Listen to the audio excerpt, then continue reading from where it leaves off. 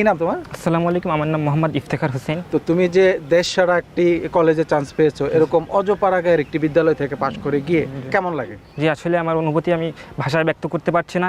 এক্ষেত্রে আমি মহান সৃষ্টিকর্তা এবং আমার শিক্ষকদের প্রতি আন্তরিকভাবে ধন্যবাদ জ্ঞাপন করছি। তো এই বিদ্যালয়ের শিক্ষক এবং শিক্ষার্থী তাদের যে বন্ডিংটা ছিল, আসলে তুমি কতটুকু শিখতে পেরেছো এবং জানতে পেরেছো? আসলে শিক্ষকদের সাথে এবং শিক্ষার্থীদের সাথে সম্পর্ক একটা ফ্রেন্ডলি সম্পর্ক এবং তারা বেসিক লেভেল থেকে প্রত্যেকটা স্টুডেন্টকে শিখে আসছে। আগামী প্রজন্ম যারা এই স্কুলে এখন পড়াশোনা করে, আগামীতে যারা আরো ভালো করতে, তাদের জন্য তোমার কি পরামর্শ? আসলে আমার অনুজদের এবং ভবিষ্যৎ প্রজন্মদের দিকে আমার আবেদন থাকবে তারা যেন আমার থেকে আরও উন্নত ফলাফল করে এবং দেশের উন্নয়নে যারা তারা ভূমিকা রাখতে পারে।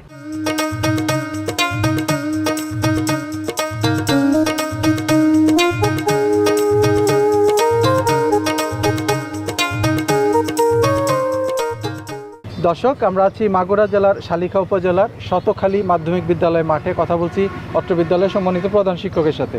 কি নাম আপনার? মোহাম্মদ আশরাফুল আলম। বর্তমান সরকার আপনাদেরকে সুন্দর একটি ভবন দিয়েছে।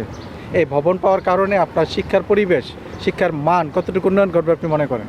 বর্তমান সরকারের মাননীয় প্রধানমন্ত্রী জননেত্রী শেখ হাসিনা, ওনার যে মহতি উদ্যোগ যে গ্রামে গঞ্জেও শহরের মতন বড় বড় বিল্ডিং, ওনার মূল টার্গেট ছিল যে বাংলাদেশের গ্রামের সবথেকে বড় বিল্ডিং হবে আমার স্কুল। এবং আমার 4তলা বিল্ডিং দেওয়ার আগে এবং পরে, আমার 4তলা বিল্ডিং দেওয়ার পরে আমার ছাত্রছাত্রীদের মধ্যে একটু স্বতঃস্ফূর্ত ভাব ফুটে উঠছে। তারা মনে করছে যে না, আমাদের সুন্দর একটা বিল্ডিং হয়েছে এবং ছেলেমেয়েরা খুব আগ্রহী। আগে অনেক সময় কামাই দিত বেশি, মানে অনুপস্থিত থাকতো, বর্তমান সময় স্কুলে অনুপস্থিত থাকে না। এবং আমাদের প্রত্যেকটা ফ্লোরে স্পেশালি বাথরুমের ব্যবস্থা আছে, ছেলেদের এবং মেয়েদের আলাদা আলাদা। পর্যাপ্ত আলো বাতাসের ব্যবস্থা আছে, তারপরে ফ্যান আছে।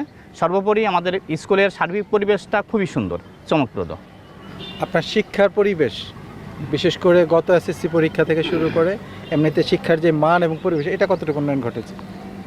শিক্ষার পরিবেশ আমার যথেষ্ট উন্নয়ন ঘটেছে। গত এসএসসি পরীক্ষায় আমার 48 জন পরীক্ষা দিয়ে 46 জন পাস করছিল। এবার আমরা এসএসসি পরীক্ষায় গত যে পরীক্ষা দিয়েছে, এটা 57 জন পরীক্ষা দিয়েছে, 57 জনই পাস করছে। আমার 7টা প্লাস পাইছে এবং গোল্ডেন প্লাস পেয়েছে একাধিক, এবং 30টাই এ পেয়েছে, 12টাই মাইনাস পেয়েছে।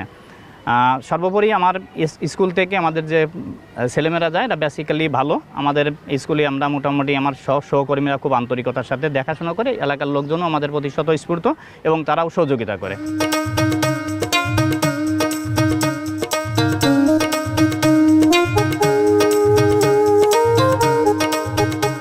দর্শক, আমি কথা বলছি শিক্ষা প্রকৌশল অধিদপ্তর মাগুরা জেলার নির্বাহী প্রকৌশলী সরকার মোহাম্মদ হারুনুর রশিদ সাহেবের সাথে। আপনার কাছে জানতে চাইব, বর্তমান সরকার সারা দেশে এরকম নান্দনিক ভবন নির্মাণের মাধ্যমে বিপ্লব ঘটিয়েছে, এটা আপনি কিভাবে দেখেন?